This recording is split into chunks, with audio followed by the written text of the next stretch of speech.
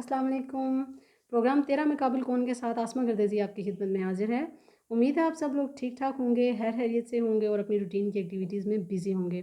मैं अपनी आज की बात का आगाज़ एक छोटे से खूबसूरत वाक़े से करूँगी और आपको इस वाक़े का आपको इस बात का जो है वो मौज़ू खुद अख़ज़ करना पड़ेगा कि मैं किस टॉपिक पे बात करने जा रही हूँ।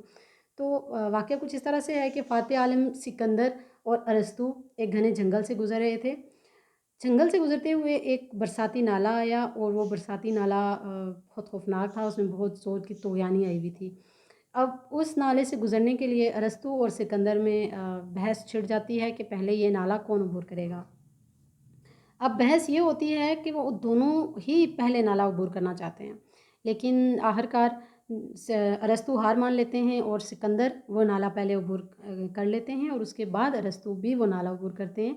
फिर नाला अबूर करने के बाद अरस्तू सिकंदर से ये पूछते हैं कि क्या आपने पहले ये नाला अबूर करके मेरी इंसल्ट नहीं कर दी? तो इस पर जो है वो सिकंदर उन्हें जवाब देते हैं कि अगर अरस्तू रहा तो सैकड़ों सिकंदर और तैयार हो जाएंगे, लेकिन अगर सिकंदर रहा तो वो एक भी अरस्तू तैयार नहीं कर पाएगा। उम्मीद है आप समझ गए होंगे कि मैं आज किस टॉपिक पे बात करना चाह रही हूँ। तो आज की बात का मौजू है उस्ताद का एहतराम, उस्ताद की इज़्ज़त। अगर मैं उस्ताद के एहतराम पे बात करूँ तो मैं सबसे पहले यहाँ से आगाज़ करूँगी कि इंसान दुनिया में कभी तन्हा वक्त नहीं गुजारता। उसे वक्त गुजारने के लिए रिश्तों, नातों और ताल्लुकात की ज़रूरत होती है। इनमें कुछ रिश्ते, ताल्लुकात और नाते तो ऐसे होते हैं जो कि खूनी होते हैं और इंसान की पैदाइश के साथ ही वो रिश्ते उससे मुंसलिक हो जाते हैं, लेकिन कुछ रिश्ते और ताल्लुक़ ऐसे होते हैं जो अखलाकी तौर पर, माशरती तौर पर और रूहानी तौर पर बन जाते हैं। अब उन ताल्लुकात का भी इंसान की ज़िंदगी में बहुत गहरा अमल दखल होता है। अब और इन्हीं में से एक ताल्लुक़ जो रिश्ता है वो उस्ताद का भी है और उस्ताद को माशरे में रूहानी वालिदैन का दर्जा हासिल है। इस्लाम में उस्ताद को वालिदैन के बराबर का रुतबा दिया गया है, क्योंकि दुनिया में अगर वालिदैन के अलावा किसी पर बच्चे की तरबियत की ज़िम्मेदारी आयद होती है तो वो उस्ताद भी है। वो उस्ताद ही है जिस पर बच्चे की तरबियत की ज़िम्मेदारी वालिदैन के बाद आयद होती है।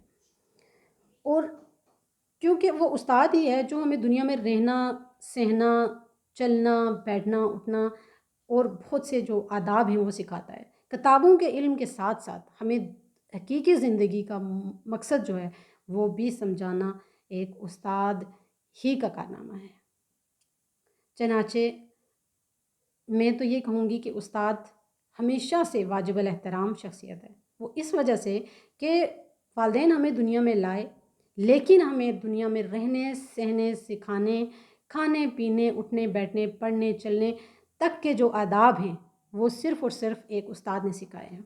गोया मालम या मदरस की तारीफ़ अगर इन अल्फाज में की जाए तो बेजा ना होगा कि एक उस्ताद ही है जो पत्थर को तराश कर हीरा बनाता है, लोहे को तराश कर कुंदन बनाता है और ज़मीन को सेंच कर, एक खलियान को सेंच कर उसमें जो है वो उसको खलियान बनाता है।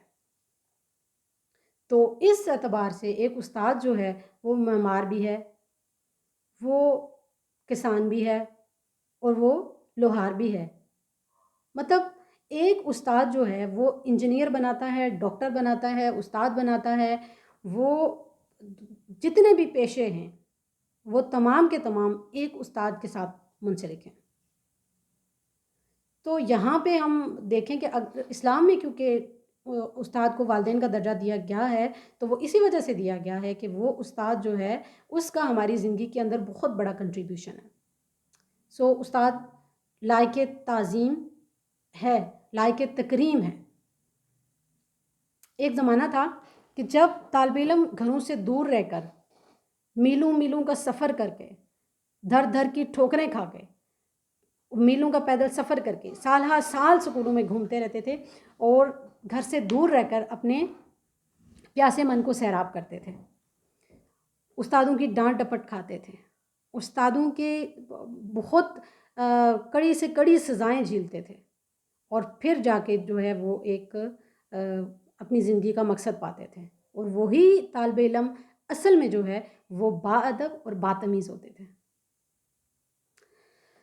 उस्ताद के कदमों में बैठना उस्ताद की बातों को खामोशी से सुनना और उस्ताद के सामने चूं तक ना करना, मजाक तो कुजा उस्ताद के सामने नज़र उठाकर देखने की वो जुर्रत नहीं रखते थे।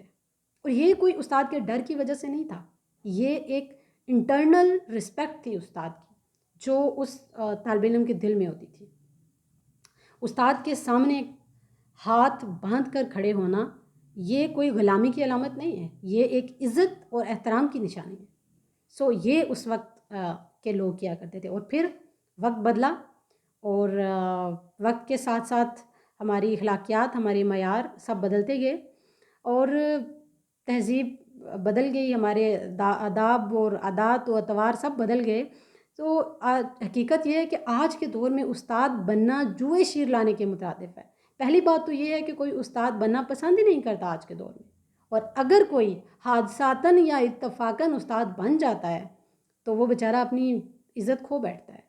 वो किस लिए खो बैठता है कि आज के दौर में ये जो ट्यूशन्स और एकेडमी के चक्कर में पढ़कर लोग असातिज़ा के साथ इस तरह का बिहेव करते हैं कि वो सिर्फ़ उन्हें एक तनख्वाहदार मुलाजिम समझते हैं, क्योंकि वालिदैन ने बच्चों के ज़हन में ये बात पैदा कर दी हुई है कि भाई ये आपका तनख्वाहदार मुलाजिम है, ये आपको पढ़ाने के पैसे लेता है।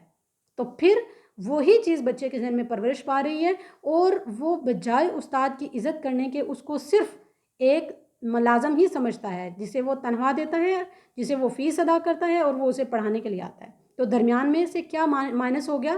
अदब माइनस हो गया, एहतराम माइनस हो गया।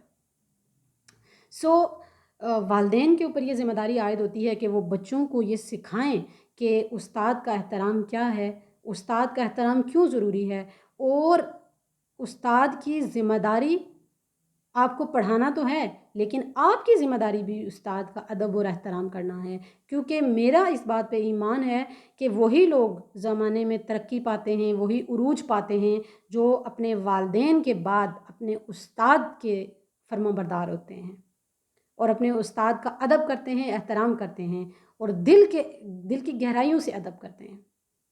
मैं अपने तमाम असातिज़ा कराम की मशकूर हूँ कि उन्होंने मुझे पढ़ाया, लिखाया और ज़िंदगी के आदाब सिखाए, और मैं दुआगो हूँ कि अल्लाह पाक मेरे तमाम असातिज़ा कराम को हमेशा तंदुरुस्त रखे, खुश रखे और उनको ज़िंदगी के हर मैदान में जो है वो सुरखरू करे।